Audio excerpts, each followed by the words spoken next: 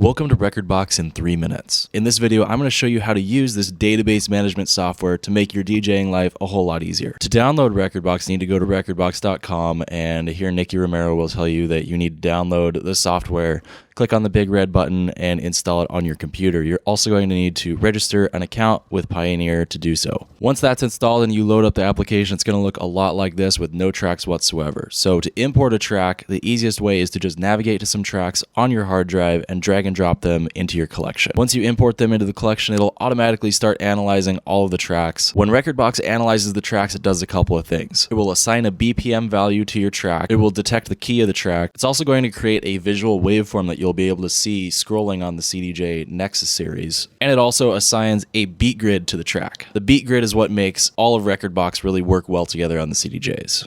Once a track is analyzed, you can double click or drag it into the window above to bring it into the play window. The beat markers for the one beat are indicated by these red tick marks. If your beat grid isn't perfectly aligned from the get-go, you can hit the grid button over here and either manually type in the BPM or use these tools down below the waveform to shift the beat grid to match up perfectly with the waveform. For example, if you load up a track and you notice that the beat grid is off by this much, you can shift the waveform by clicking on the shift left button.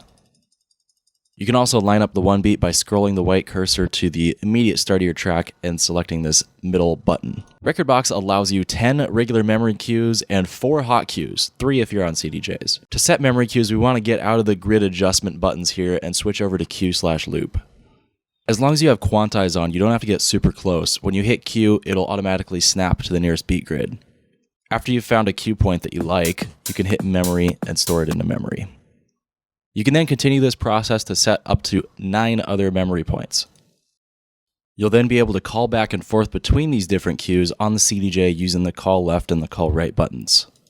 You can set loops as cues as well. Simply hit a pre-selected beat loop size and then select your memory. You can also record hot cues on this screen by simply tapping which letter you want to correspond to that position. You can also set loops as hot cues.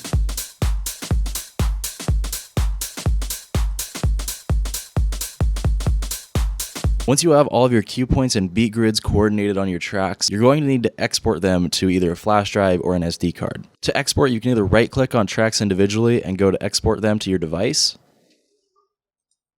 or you can organize them in a playlist, right-click on the playlist, and export the entire playlist. Once you've done these steps, you'll be able to access all the features that Rekordbox has to offer on the CDJs. For more in-depth information, make sure to check out the other videos on my channel. Thanks so much for watching.